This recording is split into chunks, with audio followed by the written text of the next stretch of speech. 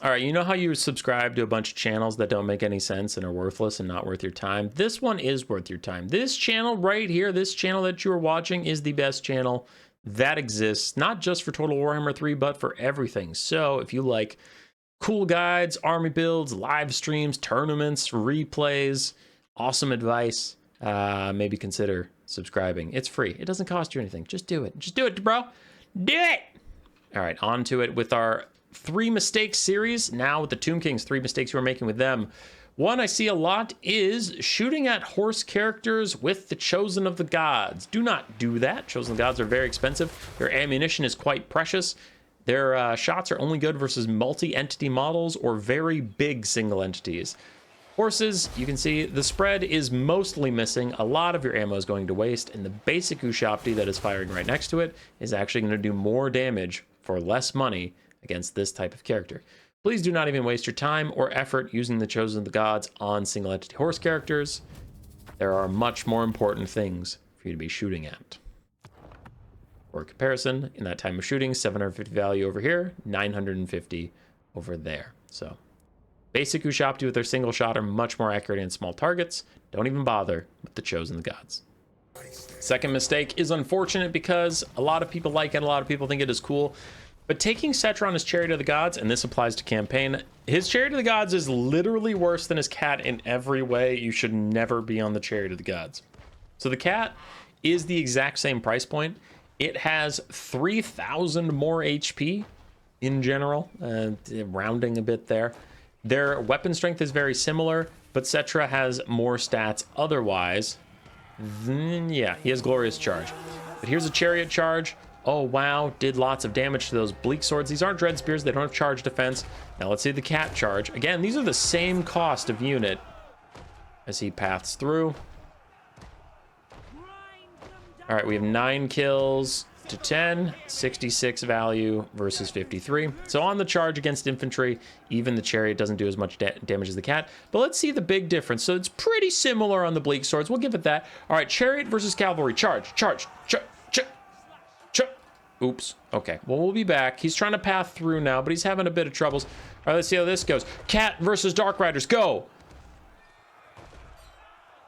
Okay.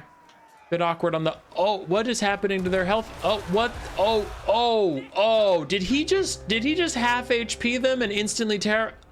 That's crazy. Let's check back in on chair. Ooh, they're still like full HP and he... Ooh.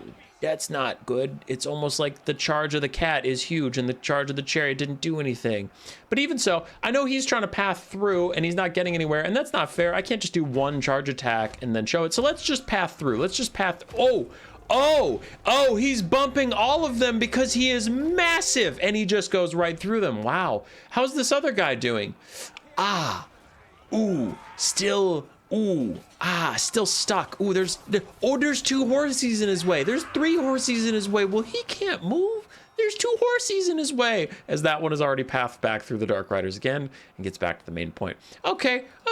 So Cetron, his cat, can do a lot of damage to horses on the charge. Cetron's chariot can't do any damage to horses on his charge.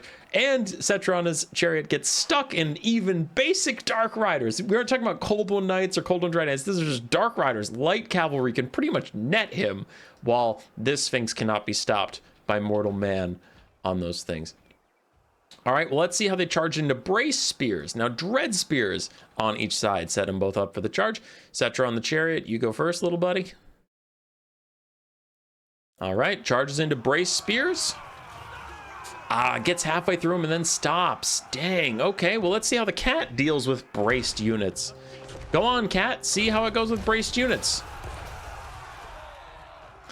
He made it all the way through braced spears and didn't take any damage from a braced unit.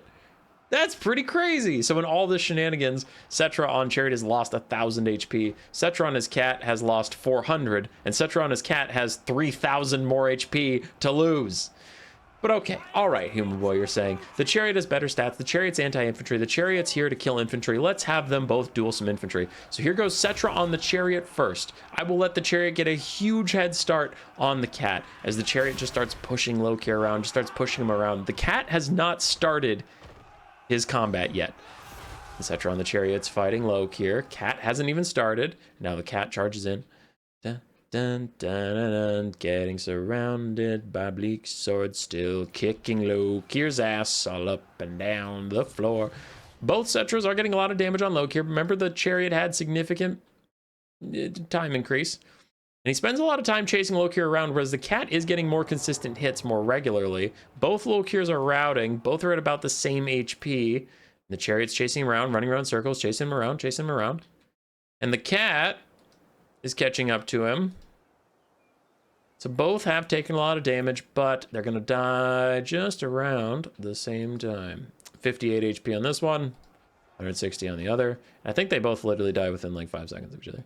That one died. And this one, as soon as the Cat gets another shot, he is dead now. So with a huge head start, Cetron Chariot killed low Kier slower than the Cat because they killed him around the same time and the Cat waited a long time to start. So Cat is better versus braced infantry, better versus cavalry, the same or better at killing foot single entities, which is what a Chariot's supposed to do. And the only thing they are similar at is charging into unbraced units. Well, I guess they're braced, they just don't have charge reflection. Same cost. One's tankier. Don't take the Chariot, ever. Just don't do it. Just don't. If you're in campaign, go back to the Cat mount. The last one I had to recruit a player because I learned that the AI doesn't even know how to summon the Ushapti summon, so that's interesting. I don't know if they do it in campaign or not, but in Skirmish versus AI, I could not get the AI to use their Ushapti summon. So mistake 3 I see from Tomb King's players is thus, while I go on ×3 speed. Okay, I see it a lot. Just please stop. Don't try to net an expensive target with your Ushapti summon. Like here, like when the Fireborn or whatever is on the front line fighting your guys and you're going to be cheeky and summon your Ushapti behind them, there's 3 problems with it, right? We're going to go through all 3 of them. So there it is. The Ushapti summon takes so long, you can see it coming and run away and get entirely away from it by the time it's summoned. That's part 1. Part 2 of why this isn't a good idea is most of the stuff you're chasing is faster than your Ushapti with only 54 speed, so they can just outrun it, right? So whatever you're trying to net is probably going to outrun it. Problem 3 is if whatever you're chasing is trying to fight you, I mean, you're still just summoning a basic Ushapti, so like the Fireborn, Crushers, or anything expensive enough to be worth using a one-time use army ability to net in place, it's probably just going to turn around and kill them. So there's a lot of ways this doesn't work. You're either just going to get kited out and the Ushapti will be wasted, or it'll just die, or they'll dodge it and throw chaff at it. There's a lot of reasons that this isn't great. How you should always use your Ushapti is coming right up.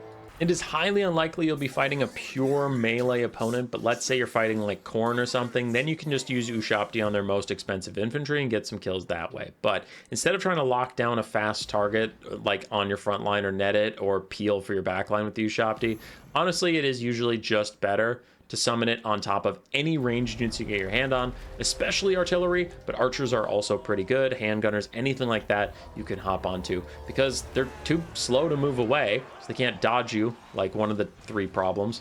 And then the other thing is they can't fight back, so your Ushapti can get summoned and get entire kills on artillery crews. And these are mortars, these are some of the cheapest artillery in the game, but still, you got 650, and then this is about to fade away. So look at that. I mean, you can even just hover this, though that doesn't tell the whole story because of crumbling. So this Ushapti thinks it's got 750 value. I know that that 650 value mortar entirely died. This one's mostly dead. So like, honestly, you took about 1200 value off the field, shutting down 2 artillery pieces, and that one's going to crumble until its death. You got that instead of chasing around whatever. So when you're using Ushapti summon, I would personally always prioritize range units, especially artillery, to get that much more guaranteed value out of a one-time use summon than like kind of chasing around something mobile. It's just not worth it. Roar. Subscribe, yes.